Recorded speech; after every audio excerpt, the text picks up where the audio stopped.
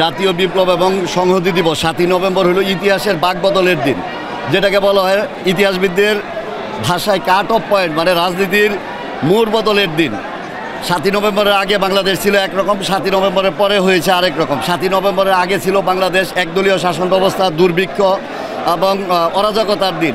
7ই নভেম্বরের পরে জিয়াউর রহমান রাষ্ট্র ক্ষমতায় আসার পরে এ দেশ উন্নয়ন এবং উৎপাদন ছিল তার মহাসড়কে উন্নীত হয়েছে এবং বহুদলীয় গণতন্ত্রে পদার্পণ করেছে।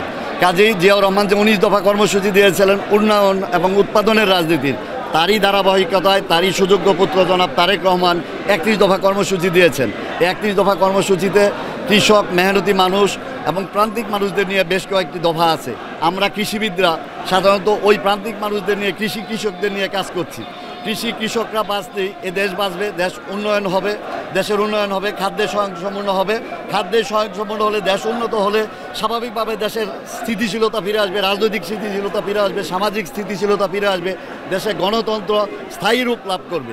কাজে আগামী নির্বাচনে যেন দেশে গণতন্ত্র স্থায়ী রূপ লাভ করে এবং ধানের শীষ বিজয়ী হয়, সেই জন্য আমরা কৃষক, প্রান্তিক মানুষদের নিয়ে কাজ করে যাচ্ছি।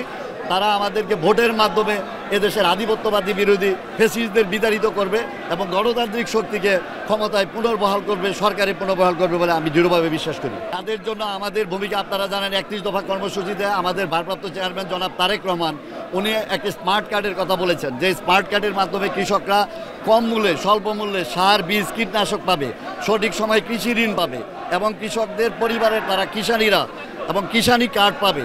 সেই কার্ডের মাধ্যমে তারা বাজার থেকে তেল কিনতে পারবে, নিত্য প্রয়োজনীয় দ্রব্য কিনতে পারবে, তাদের সন্তানদের সময় মতো পড়াশোনা করার খরচ বহন করতে পারবেন।